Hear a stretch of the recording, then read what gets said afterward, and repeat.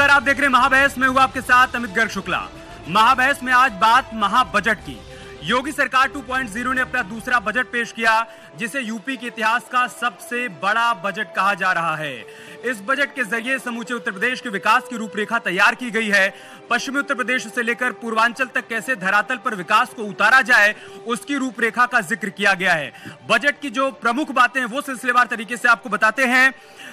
करीब 7 लाख करोड़ का ये बजट है। किसी राज्य का इतना बड़ा बजट नहीं है।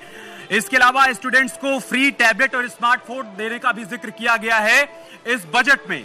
साथ ही साथ वाराणसी में मेट्रो रेल को कैसे दौड़ाया जाएगा, उसकी रूपरेखा भी खींची गई है। इसके अलावा सामाजिक योजनाओं के लिए भी बजट को बढ़ाया गया है।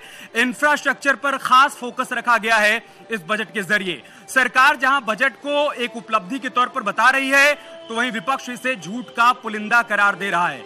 विपक्ष के दावों में कितना दम है और सरकार कैसे कह रही है कि यह बजट उत्तर प्रदेश को उत्तम प्रदेश बनाएगा, इसी मसले पर करेंगे चर्चा। हमारे साथ खास मेहमान जुड़ चुके हैं। अनिल दुबे जी हमारे साथ हैं, मोहसिन रजा हमारे साथ जुड़ चुके हैं, अजय जी हमारे साथ जुड़ चुके हैं, साथ ही साथ हमारे साथ हरनाम सिंह जी भी जुड़ चुके हैं, किसान नेता।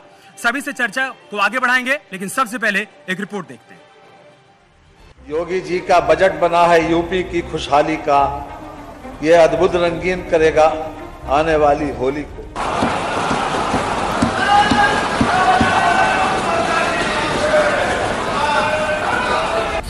यूपी योगी महाबजट पर तकरार, अखिलेश ने पूछे सवाल। झांसी लिंक एक्सप्रेसवे और बुंदेलखंड एक्सप्रेसवे को चित्रकूट तक जोड़ने के लिए चित्रकूट लिंक एक्सप्रेसवे की भी घोषणा यहां पर आज की है। गोरखपुर लिंक नहीं बना पाए, बताओ अपना। ये जो समाजवादी पूर्वांचल एक्सप्रेसवे था, क्या गोरखपुर लिंक बना लिया इन्होंने? बजट में फिर पैसा लाए। अगर गोरखपुर लिंक बना रहे हैं तो अयोध्या लिंक क्यों नहीं बन रहा है, या वाराणसी का लिंक क्यों नहीं बन रहा है? मेट्रो पर सियासी घमासान, अखिलेश ने बताया एसपी का काम। प्रदेश के अंदर इंफ्रास्ट्रक्चर डेवलपमेंट पर धनराशि खर्च होगी, जो प्रदेश के अंदर रोजगार के सृजन में एक बड़ी भूमिका का निर्वहन करने जा रही है। मेट्रो कोई खिलौना है जो ले आओगे बाजार से? जितनी मेट्रो आज उत्तर प्रदेश में बन रही हैं, लखनऊ की मेट्रो, कानपुर की मेट्रो, आगरा की मेट्रो, ये सब समाजवादियों की देन है। बिना समाजवादियों के फैसले के ये मेट्रो शायद जमीन पर नहीं उतरती। गन्ना किसानों का भुगतान का दावा, अखिलेश ने पूछे सवाल। प्रदेश के अंदर 1,97,000 करोड़ रुपए से अधिक की राशि अब तक हम गन्ना किसानों के गन्ना मूल्य का पिछले 6 वर्ष के अंदर भुगतान भी कर चुके हैं।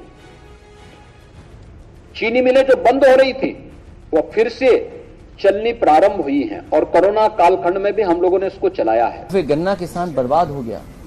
जो वादे किए थे एक्सपेंशन के कि मिल्स को हम एक्सपेंड करेंगे, कितनी मिल्स एक्सपेंशन पे चली गई, या कितना को जनरेशन हो गया?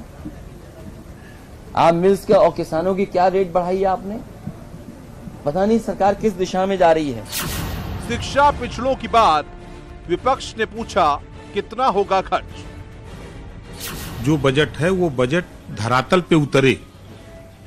पिछले सरकारों का, पिछले कार्यकालों का मैं देख रहा हूं, तो बजट तो पेश हो जाते हैं, लेकिन खर्च जहां तक है 50, 55, 40% ही हो पाते हैं। लाख रोके ये अंधेरे मेरा रास्ता, लेकिन मैं जिधर जाऊंगा रोशनी ले जाऊंगा।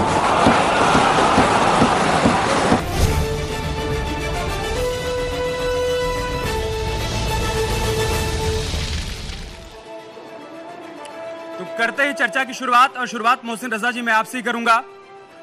6,90,000 करोड़ का यह बजट, आपको लग रहा है कि उत्तर प्रदेश को भारत का ग्रोथ इंजन बना पाएगा? अगर हां तो कैसे?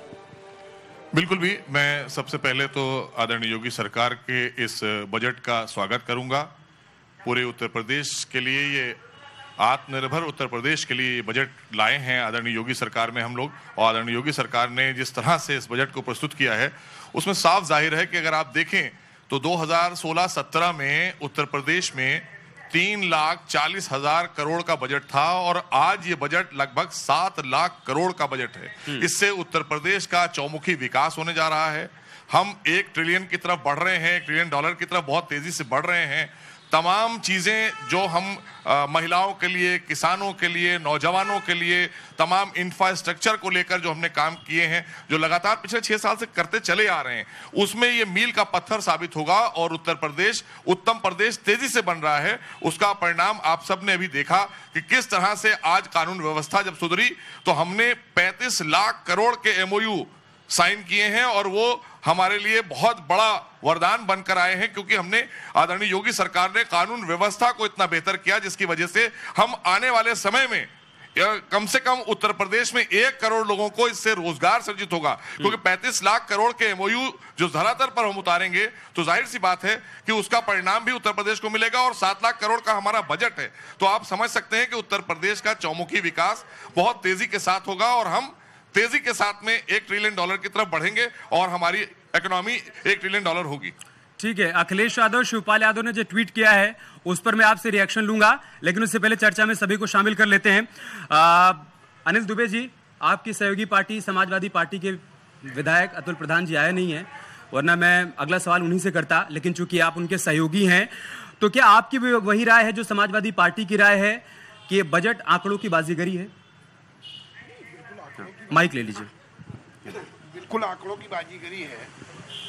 बजट तो पिछली बार भी पेश किया था और उस बजट कितना धरातल पे उतरा। जितनी घोषणाएं चाहे सड़कों के मामले पर की हो, चाहे वो नलकूपों के लिए किया हो, चाहे वो सिंचाई के लिए बजट की व्यवस्था की हो, चाहे उज्ज्वला गैस योजना के लिए इन्होंने कहा था कि होली दिवाली पर सिलेंडर देंगे, जितने भी इन्होंने वादे किए थे, जितने भी घोषणाएं की थी, उसके बारे में इनको बताना चाहिए। ये माइक ठीक से पकड़ लीजिए और सामने उस वाले कैमरे में देखते हैं। हाँ। ये इन्होंने जो घोषणा कहा था, जो घोषणाएं पिछले बजट में की थी, उसके बारे में तो ये बता नहीं रहे हैं कि वो बजट हमने कहाँ खर्च कर दिया, कहाँ गया बजट, सड़कों पर कितना खर्च हुआ, सिंचाई पर कितना खर्च हुआ, उज्ज्वला गैस योजना के बारे में आपने कितना खर्च करने का काम किया। तो बजट तो आप हमेशा लाते हो और वो बजट खर्च कहाँ हुआ और वो धरातल पर कितना उतरा, इसको बताने का आपने काम नहीं किया है। दोनों ही पार्टियों के बयानों में विरोधाभास नहीं है। समाजवादी पार्टी ये कह रही कि पिछले साल का बजट खर्च नहीं कर पाए और आप ये कह रहे हैं कि बजट गया कहाँ? नहीं, तो मैं तो वही मैं कह रहा हूँ। हाँ। इनको ये तो बताना चाहिए कि हम जो पिछला बजट लेकर के आए थे वो पैसा हमने कहाँ खर्च किया, और वो खर्च किया तो दिखाई भी तो पड़ना चाहिए। नलकूप खराब के खराब पड़े हैं, सिंचाई की व्यवस्था लोगों की हो नहीं पाई, सड़कों पर गड्ढे के गड्ढे पड़े हुए हैं, उसकी उज्ज्वला गैस किसी को नहीं मिली। तो ये बात भी तो आपको बतानी पड़ेगी। आपने आंकड़ों की बाजीगरी कर दी। आपने किसानों के लिए बजट में क्या प्रावधान किए? गन्ना किसान तबाह है, आधा सेशन बीत गया। आपने किसानों के लिए, गन्ना किसानों के लिए किसी फंड की कोई व्यवस्था नहीं की। गन्ना किसानों को लाभकारी मूल्य देने के लिए कहीं कोई योजना नहीं बनी। गन्ना किसानों का आज भी बाकी है, आज भी उनका पैसा बाकी है, वो नहीं मिल पाया। आप बजट तो हमेशा ला रहे हो, बजट बढ़ाते चले जाओ, लेकिन बजट का उपयोग कहाँ हो रहा है? आपके इन सारे आरोपों पर मैं मोहसिन जी से जवाब लूंगा, लेकिन चूंकि बात किसानों की हो रही है, हरनाम सिंह जी, सरकारें कह रही कि 2017 के बाद से लेकर अब तक हमने 1,96,000 करोड़ का गन्ना बकाया का भुगतान किया है। हकीकत है? देखिए, सरकार कह रही है गन्ने का भुगतान हुआ है, लेकिन जिस तरीके से किसानों के कार्य होने चाहिए वो नहीं हुए।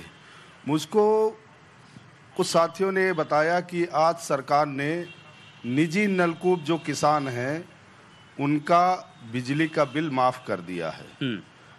सरकार ने अगर ये बिजली के बिल माफ़ कर दिए हैं तो सरकार को इस बात के लिए बहुत बहुत बधाई इसलिए है कि बहुत लंबे समय से किसानों की मांग थी, हमारी मांग थी किसान आंदोलन में कि पंजाब के तरीके से उत्तर प्रदेश के भी किसानों को बिजली फ्री दी जाए। अब यह है कि सरकार को जिस तरीके से ये काम किया है, होता यह है कि किसानों के कर्ज माफ़ होते हैं, बहुत सारी बातें होती हैं, लेकिन उसमें कोई चिप लगा दिया जाता है। अब सरकार अगर किसानों की आमदनी दूनी करनी चाहती, उसको आगे बढ़ाना चाहती, जैसे उत्तर प्रदेश में अभी मैं एक बात आपको कहना चाह रहा हूं कि वर्तमान समय में जो आलू का किसान है, व्यापारी और कोल्ड स्टोर मालिकों ने इतना रूमर फैला दिया है कि किसान को 4 रुपए किलो के ही बामुश्किल से दाम मिल रहे हैं और इतने में किसान की लागत नहीं आएगी। अच्छा, सरकार को इस बात के लिए संज्ञान लेना चाहिए। देखे, मैं किसान का बेटा हूं, किसान परिवार से आता हूं। पूरे उत्तर प्रदेश में आलू एक्सेस नहीं है। शहर में जो भी हमारे साथी बैठे हैं, मंत्री जी बैठे हैं, शहर के लोगों को, जो हमारे ही भाई हैं, जो गांव से काम धंधे करने के लिए शहर आए हैं, उनको 12 से 15 रुपया किलो आज भी आलू खरीदना पड़ रहा है। तो सरकार इन बातों को समय समय पे अगर संज्ञान नहीं लेगी तो जितना बिल हमारा अगर माफ होगा उससे ज्यादा हमारा नुकसान आलू किसानों का हो जाएगा। सरकार ने गौशाला के लिए जो बजट बनाया, हालांकि सरकार की, भारतीय जनता पार्टी की उसकी अपनी नीति थी, जो पशुओं को उन्होंने कहा कि किसी भी पशु की हत्या हम नहीं होने देंगे। ठीक है। सरकार ने जो बजट दिया है गौशाला के लिए, अगर ईमानदारी से अगर उसको किया जाएगा तब तो किसान का फायदा होगा। आज की वर्तमान समय में स्थिति यह है कि किसान पूरी रात जो है खेत में हा हुल्ला करके अपने खेत को बचाता है। ये गंभीर बहुत ज्यादा विषय है। चूंकि गंभीर विषय आपने उठाया है तो मोहसिन जी, मैं चाहूंगा कि अनिल दुबे जी की और हरनाम जी की बातों का पहले आप जवाब दीजिए, उसके बाद मैं अजय सर को चर्चा में शामिल करूंगा। देखिए, एक बहुत बड़े अंतराल के बाद पिछले 6 वर्षों में जिस तरह से किसान भाइयों का आपने देखा गन्ना भुगतान किया गया 1,96,000 करोड़ का, और उसके बाद में माननीय मुख्यमंत्री किसान जो हमारे भाई हैं, हादसे का शिकार कभी हो जाते थे, कभी कोई एक्सीडेंट हो जाता था, तो उसके लिए भी बीमा योजना के तहत भी इस बार और प्रोविजन को बढ़ाया है कि बड़ा करते हुए 750 करोड़ रुपए इसमें भी इजाफा कर दिया है। और लगातार जो बात अभी देखिए, हरनाम सिंह जी ने, किसान भाई हमारे हैं, उन्होंने साफ तौर पर कहा, किसानों के नेता हैं, कि उन्होंने स्वागत किया है आदरणीय योगी सरकार का। तो अपने आप में यह साफ हो गया है कि किसानों के हित की, महिलाओं के सम्मान की, नौजवानों के लिए उत्थान की और गांव गरीब की सरकार है हमारी। इसीलिए हम इतना बड़ा बजट लेकर आए हैं जिसको हम धरातल पर उतारने का काम कर रहे हैं लगातार। और जो उन्होंने बातें कही उसको लेकर देश के यशस्वी प्रधानमंत्री आदरणीय मोदी जी से लेकर और उत्तर प्रदेश के यशस्वी मुख्यमंत्री आदरणीय योगी जी ने बहुत काम किए हैं। और आगे भी लगातार हमने कई योजनाएं बनाई हैं कि जिससे हमारे किसान भाइयों की आमदनी भी तेजी से आगे बढ़ रही है और उनको विकास की मुख्य धारा से जोड़ा जा रहा है। कि उनको पीछे अगर आप देखें 2016 से पहले या 17 से पहले का और आज की स्थिति देख लें, पहले उनका भुगतान ही नहीं होता था और आज हम लगभग 2 लाख करोड़ रुपए का गन्ना भुगतान कर चुके हैं किसान भाइयों का। आज हम नौजवानों के लिए रोजगार सृजित कर रहे हैं उत्तर प्रदेश में, इतने बड़े बड़े आयोजन करा रहे हैं आदरणीय योगी जी। तो ये अपने आप में भारतीय जनता पार्टी के आदरणीय योगी सरकार पर विश्वास बढ़ा है। उद्यमियों को, उद्योगपतियों को, किसानों को, नौजवानों को, छात्र छात्राओं को, स्वास्थ्य सेवाएं हमने बहाल करी हैं। स्वास्थ्य सेवाओं को लेकर अभी जैसे आपने बात की कि हमने इतने ज्यादा स्वास्थ्य सेवाओं पर आएंगे, उनका एक पॉइंट आपने छोड़ दिया। उन्होंने कहा कि जो छुट्टा जानवर है उनसे किसान बहुत परेशान है। उसको लेकर माननीय प्रधानमंत्री ने जब चिंता जताई थी तो उसी को लेकर आदरणीय योगी सरकार ने और कड़े कदम उठा दिए कि ताकि तेजी, इससे पहले आप बताइए निराश्रित जानवरों के लिए या छुट्टा गायों के लिए कभी कोई ऐसी प्रोविजन, कोई ऐसी व्यवस्था किसी सरकार ने दी थी? ये तो देते ही नहीं थे। समाजवादी पार्टी की सरकार में तो कभी कल्पना ही ना करिए। आज आप देखिए, अगर हमारे जितने भी धर्मार्थ मंत्रालय हुआ करता था, आपको याद है, आज हमारा धर्मार्थ मंत्रालय बड़े से बड़ा कुंभ करा रहा है। अयोध्या में देखिए, धार्मिक हमारे पर्यटन, उनको बढ़ावा मिल रहा है बहुत तेजी के साथ में, चाहे बरसाना हो, चाहे मथुरा हो, अयोध्या हो। तो हम सब तरफ काम कर रहे हैं, सब तरफ विकास हो रहा है। ठीक है अजय प्रकाश जी, एक अर्थशास्त्री के तौर पर आप इस पूरे बजट को कैसे देखते हैं और क्या आपको लगता है कि सरकार जो लक्ष्य लेकर चल रही है यूपी की इकोनॉमी को $1 ट्रिलियन की इकोनॉमी बनाने का, उस लक्ष्य को प्राप्त किया जा सकता है इस बजट के सहारे? देखिए, ये योगी सरकार का 2.0 फर्स्ट बजट है और अगर हम इस बजट को देखें तो पिछले 5 साल में जिस तरीके से एक इंफ्रास्ट्रक्चर को क्रिएट किया जा रहा था, मुझे ऐसा दिखाई देता है कि इस बार उस पूरे के पूरे इंफ्रास्ट्रक्चर में अलग अलग जगह के ऊपर और जोर दिया गया है, उसे और मजबूत बनाने की कोशिश की गई है। अभी तक कोशिश ये की गई कि हम किसी तरीके से रोडवेज, एयरवेज, वाटरवेज इनको बना दें। वो बनाने के साथ साथ अब इस बार बात आ गई कि कैसे हम टूरिज्म के सर्किट्स बना दें। हमने टूरिज्म के सर्किट्स के लिए पूरे के पूरे उत्तर प्रदेश में ये सर्किट्स क्रिएट किए। मैं इसको थोड़ा सा इससे भी जोड़ना चाहूंगा कि आपने जिस तरह से इन्वेस्टर समिट करी, अभी हमारे यहाँ इन्वेस्टर समिट हुई और इस इन्वेस्टर समिट में जिस तरह के प्रपोजल्स आए, तो अब ये प्रपोजल्स सिर्फ वेस्ट उत्तर प्रदेश में नहीं आए, ये प्रपोजल्स पूरे के पूरे उत्तर प्रदेश में आए हैं। यहां से मैं इस बात को थोड़ा सा और आगे बढ़ाता हूं टूरिज्म से। जैसे ही इंफ्रास्ट्रक्चर स्ट्रांग हुआ तो हमारे पास कनेक्टिविटी जो है वो गांव से लेकर के और शहर तक हो गई, और शहर तक ही नहीं, कुछ ऐसी कनेक्टिविटीज आगे आने वाले समय में शायद हमें दिखाई देंगी जो यहां से और अलग अलग देशों को भी जोड़ेंगी, जो हमारी साउथ ईस्ट एशिया तक पहुंच सकती हैं। इसका मतलब क्या है? इसका मतलब है कि हम इंडस्ट्री को पूरे के पूरे प्रदेश में किस तरीके से बढ़ावा दे रहे हैं। तो एक हमने डिफेंस कॉरिडोर क्रिएट किया, हमने अलग अलग जगह के ऊपर छोटे छोटे किसान बाजार क्रिएट किए। इन सबका अलग अलग जगह के ऊपर प्रपोजल दिखाई देता है। अब बजट के अगर हम अंदर के अंग ले लें तो उसमें हमें दिखाई देता है जिस जगह के ऊपर हमें महिलाओं को और ज्यादा सुदृढ़ करना है तो वो माइक्रो फाइनेंस इंस्टीट्यूशंस को और स्ट्रांग करने के लिए कुछ पैसा रखा गया है। हमने, जैसा अभी हरनाम जी कह रहे थे, हमने नलकूपों की जो बिजली है उसको फ्री किया है। जरा इसका 1 मिनट के लिए एग्जांपल समझिए इसमें क्या होता है। अगर ये फ्री कर दी है तो हम पानी और सिंचाई ज्यादा अच्छे तरीके से कर सकते हैं। तो ये अगर कॉन्टिन्यूटी बनी रहेगी तो हमारे यहाँ जो सिंचाई की व्यवस्था है वो और ज्यादा सुदृढ़ हो जाएगी। हर जगह के ऊपर कहीं ना कहीं इसी तरीके से चीजों को सुदृढ़ करने की कोशिश करी गई है और ऐसा माना जाता है कि अभी 4 बजट और हैं इस सरकार के पास प्रेजेंट करने के लिए। तो ये अपने आप में शायद एक शुरुआत है और उन चारों तक पहुंचते पहुंचते शायद जो आपका सवाल था, क्या ये उत्तर प्रदेश को आगे बढ़ा सकेगा, तो मुझे ऐसा दिखाई देता है कि ये उत्तर प्रदेश को आगे बढ़ा सकता है। ठीक है, जीआईएस का क्या रिफ्लेक्शन था वो भी आपसे समझेंगे, लेकिन अनिल दुबे जी देखिए, आप लोग कह रहे हैं कि किसानों के साथ धोखा हुआ है, सरकार वादे तो करती है लेकिन धरातल पर उसको उतार नहीं पाती। आपके सामने हरनाम जी बैठे हो, कह रहे हैं गन्ने का भुगतान भी हो रहा है, कुछ समस्याएं अगर उसका समाधान हो जाए तो सब कुछ ठीक ठाक है। गन्ने का भुगतान कहाँ हो गया? हाँ। गन्ने का भुगतान पिछले साल का अभी भी बकाया है और पूरे देश में महंगाई बढ़ी, पेट्रोल के दाम बढ़ गए, गैस के दाम बढ़ गए, डीजल के दाम बढ़ गए, खाद्य वस्तुओं के दाम बढ़ गए। नहीं बढ़ा तो केवल गन्ने का मूल्य नहीं बढ़ा। आपने कहा था हम लागत का 1.5 गुना मूल्य देने की बात काम करेंगे, लागत ही नहीं दे पा रहे हो। लागत जो है बढ़ गई। आमदनी आपने कहा था 2022 में किसानों की 2 गुनी कर देंगे, आमदनी तो 2 गुनी नहीं हुई, लागत जरूर 4 गुना हो गई। तो आप ये बताइए, आपके शोध परिषद ने गन्ने का मूल्य निकाला 300 रुपये लागत, पिछले वर्षों में 300 रुपये लागत निकाली और आप मूल्य दे रहे हो 450 देना चाहिए, आप दे क्या रहे हो? आपके पड़ोसी राज्यों में गन्ने का मूल्य बढ़ गया, हरियाणा ने बढ़ा दिया, उत्तराखंड ने बढ़ा दिया, सब में बढ़ गया, उत्तर प्रदेश में गन्ने का मूल्य नहीं बढ़ा। अच्छा, जिनके साथ आप चुनाव लड़े थे 2012 से 2017 तक, उन्होंने कितना भुगतान किया था गन्ना किसानों के लिए, क्या किया था और कितनी कीमत बढ़ाई थी? लगे हाथ ये भी बता दीजिए।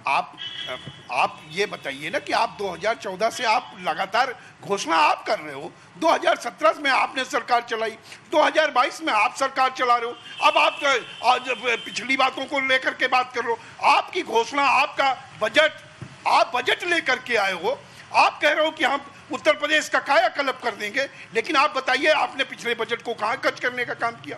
उत्तर प्रदेश का कायाकल्प कहां हुआ? उत्तर प्रदेश में किसानों का विकास कहां हुआ? ऐसा बजट किस काम का जिसमें नौजवानों को रोजगार ना हो? बताइए, नौजवानों को रोजगार कहां मिलने का काम हुआ? कहां महिलाएं स्वावलंबी बन गई? तो ये आप बजट लेकर के आए हो, कागजों पर बजट लेकर के आ रहे हो।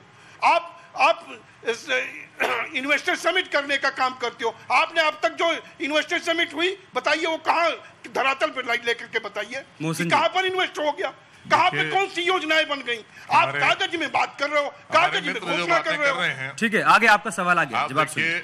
जिस तरह से ईमानदारी के साथ में आदरणीय योगी सरकार ने उत्तर प्रदेश में और देश में आदरणीय मोदी सरकार ने किसान सम्मान निधि सीधी तौर पर उनके खातों में किसान भाइयों के जिस तरह से डाली और जिस तरह से उनकी मदद हुई, हमने जब इन्वेस्टर समिट किया उसके बाद 2 साल कोरोना काल पूरे देश ने नहीं दुनिया ने झेला, लेकिन उसमें अगर सबसे तेजी के साथ कोई खड़ा हुआ तो हमारा देश आदरणीय मोदी जी के नेतृत्व में और उत्तर प्रदेश आदरणीय योगी जी के नेतृत्व में खड़ा हुआ कि हमने कोरोना का असर नहीं पड़ने दिया। और आज हम 7 लाख करोड़ रुपए का बजट लेकर आए हैं, उसी को और गति देने के लिए लेकर आए हैं। हमारी मंशा, नीति, नियत बिल्कुल साफ है। हम एक एक व्यक्ति को, पंक्ति के अंतिम व्यक्ति को ऊपर ले जाना चाहते हैं। हमने छात्रों के लिए 3600 करोड़ रुपए के लैपटॉप और पैड की व्यवस्था की है। उसके साथ साथ हमने और अभी जो हमारी महिलाओं, विधवा महिलाओं के लिए, उसमें हमने बजट में इजाफा किया है कि उनको बेहतर से बेहतर और सुविधा दे सकें। तो महिलाओं के सम्मान को लेकर, छात्र छात्राओं के लिए और रोजगार जो आपने कहा, तो रोजगार सृजित होने के लिए हमने जो व्यवस्था की है वो इसलिए की है कि हमारे पास में इतना बड़ा इन्वेस्टमेंट आया है और करोड़ों नौजवान हमारे उससे आच्छादित होंगे, रोजगार भी मिलेगा, नौकरियां भी मिलेंगी और सरकार का भी लगातार यही प्रयास रहा है। आदरणीय योगी सरकार का हमने पिछले 6 सालों पूर्व में मुख्यमंत्री अखिलेश यादव कह रहे हैं मोहसिन जी की दिशाहीन बजट जिसमें न वर्तमान की समस्याओं का सुलझाव है, न भविष्य का रास्ता, न रोजगार, न उसका विचार, ऐसे कैसे बनेगी 1 ट्रिलियन इकोनॉमी? ऐसे बनेगी क्योंकि गुंडा राज खत्म हो गया है, भ्रष्टाचार खत्म हो गया है, अपराध खत्म हुआ है, अपराध मुक्त हुआ है, आज कानून व्यवस्था है, आज हमारे पास में देश और दुनिया के निवेशक और इन्वेस्टर्स आ रहे हैं लगातार। आज हमने जहां 10 लाख करोड़ का हमने एक रखा था आकलन की 10 लाख करोड़ के आसपास हम लोग इन्वेस्टर से उम्मीद करते थे, तो कहां 35 लाख करोड़ हमारे पास आ रहे हैं। तो ये विश्वास आदरणीय योगी सरकार पर ही तो है, कानून व्यवस्था ही तो है, भ्रष्टाचार पर अंकुश ही तो है कि उनको आज लग रहा है, विश्वास है कि अगर कोई व्यवस्था मिलेगी और कहीं हमको यकीन के साथ में कोई आदमी हम अगर वहां पर कोई हम उद्योग लगाएंगे तो हमारे साथ कोई गुंडा वसूली नहीं होगी, हमारे ऊपर कोई दबाव नहीं होगा, सिंगल विंडो क्लियरेंस होगा और उसमें हमारे तमाम नौजवान, पहले 2 ही फैक्ट्रियां हुआ करती थी नोएडा में, आज 123 से ज्यादा फैक्ट्रियां लगी हुई हैं नोएडा के अंदर। और उत्तर प्रदेश का चौमुखी विकास और ये जो इन्वेस्टर समिट में आपने देखा, ग्लोबल इन्वेस्टर समिट में जिस तरह से निवेश आया है, ये हर तरफ धरातल पर उतरेगा, उत्तर प्रदेश के कोने कोने तक जाएगा, एक एक नौजवान, एक एक व्यक्ति उससे आच्छादित होगा। ग्लोबल इन्वेस्टर समिट और साथ ही आज के बजट को लेकर नौजवान क्या सोचते हैं, लोगों की क्या राय है, वो भी जानना बहुत जरूरी हो जाता है। पब्लिक के बीच में नितिका है, उनके पास चलते हैं। नितिका, लोगों के जो सवाल है वो लीजिए। कि इंफ्रास्ट्रक्चर पे सरकार ने विशेष ध्यान दिया, तो क्या सर सरकारी जो यूनिवर्सिटीज हैं उन पे आपका क्या इंफ्रास्ट्रक्चर में इसमें ध्यान दिया जाएगा यूनिवर्सिटीज पे? सभी चीजों पर इंफ्रास्ट्रक्चर, चाहे वो यूनिवर्सिटी का हो, चाहे वो खेल के स्टेडियम्स हो, चाहे चिकित्सा के हों, चाहे मेडिकल कॉलेजेस हों, चाहे और कोई संस्थान हो, उनको जब हम बेहतर बनाते हैं तभी हम आपको वहां पर ले जा सकते हैं और आपको बेहतर व्यवस्था दे सकते हैं। और किसी का कोई सवाल? सर, एक रिपोर्ट है कि आप सब लोग पिछले बजट का 50% भी पैसा खर्चा नहीं कर पाए, क्योंकि उसके पहले आपने एक कृषि विभाग जो सिर्फ खर्च कर पाया 3110 करोड़ रुपए। सर, ऐसा क्यों है कि जितना बजट? इसी पर अखिलेश यादव ने भी ट्वीट किया है, उन्होंने भी यही कहा है कि 50% बजट भी खर्च नहीं कर पाए। ऐसा बिल्कुल नहीं है, हमने पूरी तरीके से उत्तर प्रदेश में बजट को जमीन पर उतारा है और उसी का नतीजा है। आप हम सब बहुत बड़े राज्य से आते हैं, आदरणीय योगी सरकार को आपने देखा, हमारे मुखिया को देखा, जिस तरह से कोरोना काल में हमने जीवन और जीविका को वापस पटरी पर लाने का काम किया है, हमारे इसी बजट के तहत हो पाया है, अन्यथा हम कर नहीं सकते थे। माननीय प्रधानमंत्री आदरणीय मोदी जी ने 20 लाख करोड़ की आर्थिक उस वक्त मदद भी दी पूरे देश को कि ताकि लोग पटरी पर वापस जीवन हमारा आए। तो हमारी नीति और नियत बिल्कुल साफ है और इस तरह के अनर्गल आरोप लगाने के लिए जनता ने दोबारा आपको क्यों नहीं चुन लिया? अगर हमने गलत किया था तो 2022 में आप सबने तो दिया है ना, हमको विश्वास का वोट दिया है ना, तो हम उस विश्वास पर खरे उतरेंगे, आदरणीय योगी सरकार उस पर खरी उतरेगी। ठीक है अजय सर, इसी पॉइंट पर मैं आपके पास आऊंगा। क्या ये संभव है क्या कि सरकार का पूरा साल खत्म हो जाए और 50% बजट भी खर्च ना हो पाए? और बजट अगर खर्च नहीं हो रहा है तो फिर जो एक्सप्रेसवे का निर्माण हो रहा है, जो नई नई मेट्रो परियोजनाओं का निर्माण कार्य चल रहा है, जो नए मेडिकल कॉलेज बन रहे हैं, ये सब हो कैसे रहा है? देखिए, 2 अलग अलग बातें हैं। एक ये कि हमारा खर्चा कितना हुआ है और एक ये कि क्या हम 50% खर्च कर पाए। हम सिर्फ आपके सवाल का जवाब दे रहे हैं, एग्जैक्ट फिगर्स मेरे पास नहीं है। हो सकता है कि हमने बजट का साइज बहुत बड़ा कर रखा है, हम उसका कुछ ही प्रतिशत खर्च कर पाए। लेकिन अगर हम इसी बात को कुछ इस प्रकार देखें कि आज से 5 साल पहले जब हम बजट को देखते थे तो वो 3+ कुछ करोड़ का हुआ करता था, जो आज 7 के करीब का पहुंच गया है। तो अगर हम उस 3.5 से 7 तक पहुंच गए हैं और अगर उसका 50% भी खर्च हो रहा है, तब भी हमारे पास वो अमाउंट तो खर्च हो ही गया जितना कि आज से 5 साल पहले खर्च हुआ करता था। इतना ही नहीं है, शायद ये फिगर्स 50% की कुछ कम हो, खर्चे इससे ज्यादा है। ये कुछ सरकारों का अपना जो है सवाल सही हो सकता है, लेकिन दूसरा हिस्सा ये कि क्या हमारे यहाँ इंफ्रास्ट्रक्चर का डेवलपमेंट हो रहा है। तो हाँ, वो हम सब लोग देख रहे हैं कि इंफ्रास्ट्रक्चर का डेवलपमेंट निरंतर होता चला जा रहा है। उसको करने के तरीके शायद पहले से बदल गए हैं। आज हम पब्लिक प्राइवेट पार्टनरशिप को बहुत ज़्यादा जोर से देखते हैं और देखते हैं सब कुछ सरकार ही नहीं कर रही है। तो सरकार ने एक इस तरह का इसकी भूमिका तैयार कर दी है, उसने इस तरीके का ग्राउंड वर्क तैयार कर दिया है। सपोर्ट तो अपनी तरफ से देती है, गवर्नेंस के ऊपर जिस तरीके का हमारे प्रधानमंत्री जी का विचार था, एक उसी तरीके की गवर्नेंस के बारे में बात होती है। प्राइवेट पार्टिसिपेशन बढ़ गया है और यह भी चाहा जा रहा है कि प्राइवेट पार्टिसिपेशन अपने आप में जितना पैसा लगा सकता है वो लगाए, जिससे कि हम इन सारे इंफ्रास्ट्रक्चर को और ज़्यादा स्ट्रॉन्ग कर सकें। क्योंकि हर जगह सरकार अपने आप को हर एक जगह पे गवर्नेंस में नहीं इंक्लूड करना चाह रही है, वो उन्हीं जगह इंक्लूड करना चाह रही है जिससे पॉलिसीज प्रॉपर बन सकें। उसके इम्प्लीमेंटेशन में वो जो है अपने आप को इंक्लूड नहीं करना चाह रही। तो फॉर्मुलेशन जो है वो सरकार रखना चाहती है अब अपने हाथ में, और इम्प्लीमेंटेशन चाहती है कि जो बाकी इंडस्ट्री है वो करे। जी ठीक है। हरनाम जी, देखिए सरकार तमाम दावे तो कर रही है और आप भी इस बात को मान रहे हैं कि 2017 के बाद गन्ना किसानों का काफी हद तक भुगतान हुआ है। अब सवाल यह है कि इन्वेस्टर समिट में तमाम निवेशकों ने एग्रीकल्चर के क्षेत्र में इन्वेस्टमेंट को लेकर रुचि दिखाई है। आपको लग रहा है कि कृषि के क्षेत्र में निवेश से किसानों की सूरत बदल जाएगी, कायाकल्प हो जाएगा इस सेक्टर में, और उसकी रूपरेखा इस बजट के जरिए भी आपको देखने को मिली है? देखिए, इन्वेस्टर समिट में जो भी चीज़ें आई हैं, मैं किसान परिवार से आता हूं, ज़्यादा पढ़ा लिखा भी नहीं हूं, लेकिन मैं इतना आपके माध्यम से ये कहना चाहता हूं कि सरकार को किसानों के ऊपर बहुत काम करने की अभी आवश्यकता है। जैसे कृषि विभाग है, कृषि विभाग में जब भी कोई गोष्ठी बैठक होती है तो उसमें वाकई में रियल किसान नहीं बुलाए जाते हैं। मंत्री जी बैठे हैं, हम आपके माध्यम से कहना चाहते हैं कि जो कृषि विभाग के सधे हुए जो उनकी भाषा बोलने वाले लोग हैं उनको बुलाया जाता है। देखो, रामायण में एक चौपाई है, निंदक नेरे राखिए आंगन कुटी छवाए। अगर सरकार हम अगर कोई इस मंच से कोई बात कह रहे हैं, सरकार अगर उसको आलोचना मान लेगी तो किसान और उस वर्ग का भला नहीं हो सकता है। किसानों का जैसे अभी बिजली का ये बिल माफ हुआ है तो इससे फायदा होगा, लेकिन अभी इस पे क्या होगा? ये बिजली विभाग बड़ा मास्टर विभाग है, बड़ा भ्रष्ट विभाग है। बिजली विभाग में एक इस टाइम जो भ्रष्टाचार चल रहा है, मैं आपके माध्यम से ये कहना चाह रहा हूं कि आज जब आम आदमी जो बिजली खर्चा करता है उससे ज़्यादा रीडिंग उसको बना के दे दी जाती है, और जहां पे बिल जमा होते हैं पावर हाउस के बाहर, उन बाबुओं के, अधिकारियों के दलाल खड़े रहते हैं और वो कहते हैं तुम्हारे 500 यूनिट हैं, चलो हम इनको कम करा देंगे।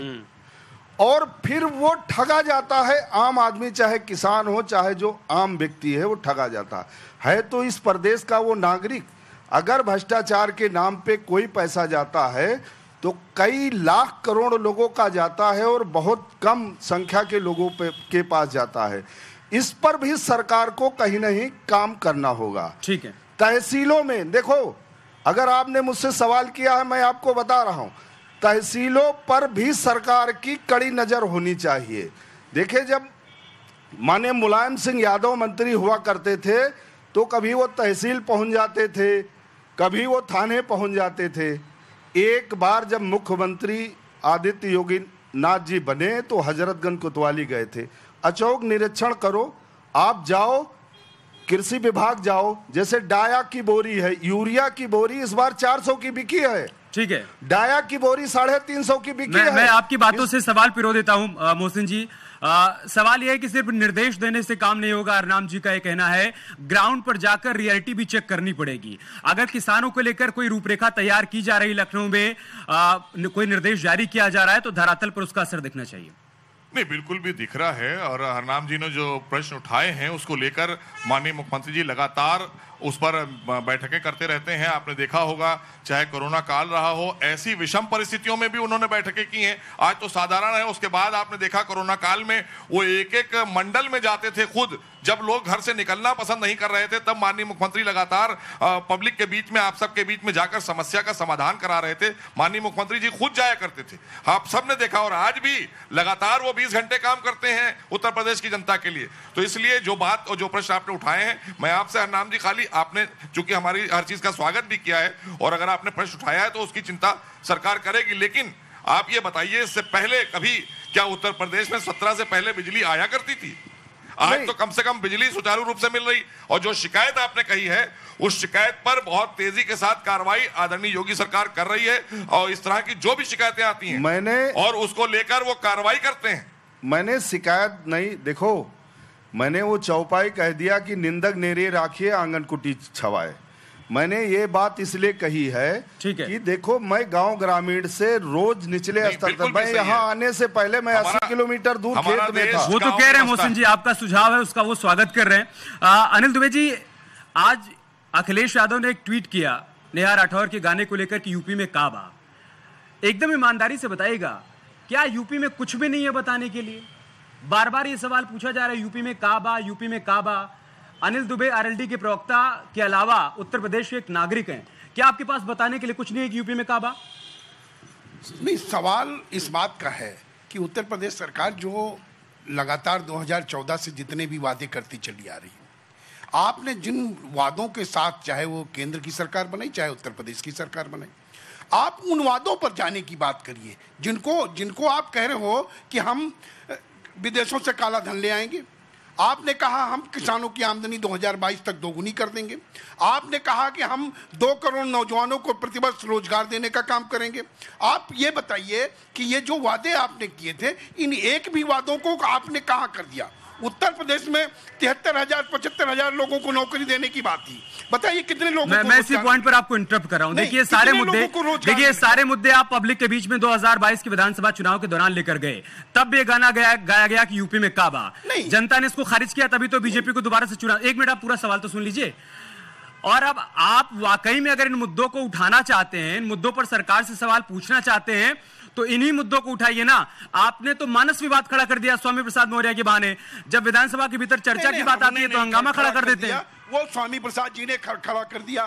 स्वामी प्रसाद जी का अपना निजी विचार है। रामचरितमानस और रामायण पर नैरेटिव भारतीय जनता पार्टी करने का काम। देखिए, जब आप सार्वजनिक जीवन में एक राजनीतिक दल में हैं, तो आपका निजी बयान वो कैसे हो सकता है? और आप समाजवादी पार्टी के साथ गठबंधन में, अगर आप उसी पर बात करना चाहते हो, चूंकि आपके पास बताने के लिए कुछ है नहीं, सरकार के पास कोई एजेंडा है नहीं, ना विकास किया, ना किसानों के लिए काम किया, ना नौजवानों के लिए काम किया, तो रामचरितमानस और रामायण को ले आओगे?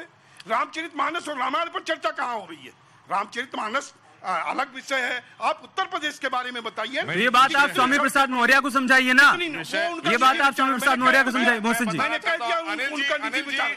आप जो बात कह रहे हैं, तो कम से कम आज उत्तर प्रदेश में रामराज तो स्थापित हो गया आदरणीय योगी सरकार में। ये सबने देख लिया, क्योंकि प्रभु श्री राम के अस्तित्व पर सवाल आप उठाते थे, आतंकियों को महिमा मंडित आप जिनके सहयोगी हैं वो लोग करते थे। तो आज सुरक्षा व्यवस्था, लॉ एंड ऑर्डर आज बेहतर हुआ है, तभी विकास हो रहा है, तभी 7 लाख करोड़ का हम बजट ला पाए और तभी 35 लाख करोड़ रुपए इन्वेस्टमेंट आया है उत्तर प्रदेश के अंदर। यह हमारे उत्तर प्रदेश के 25 करोड़ लोगों के लिए गर्व की बात है। हमारे लिए गर्व की बात है कि हम अच्छी सरकार दे पा रहे हैं आदरणीय योगी सरकार। आप ये बताइए कि आपने 2017 से सरकार चला रहे हो, आप बताओ ना कि उत्तर प्रदेश में आपने क्या? मैंने कहा कि सबसे बड़ी समस्या, कोई ऐसा काम मोहसिन जी बता दीजिए उत्तर प्रदेश जो आपकी सरकार ने किया, वो थी लॉ एंड ऑर्डर की, जिसकी वजह से आपके पास 1 रुपए का इन्वेस्टमेंट नहीं आया था 2017 से पहले।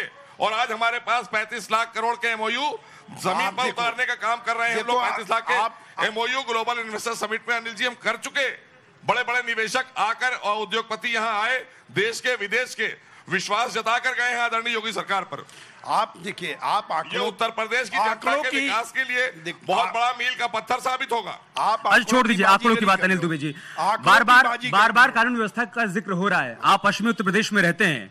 2017 के बाद पश्चिमी उत्तर प्रदेश का माहौल बदला है कि नहीं लॉ एंड ऑर्डर को लेकर?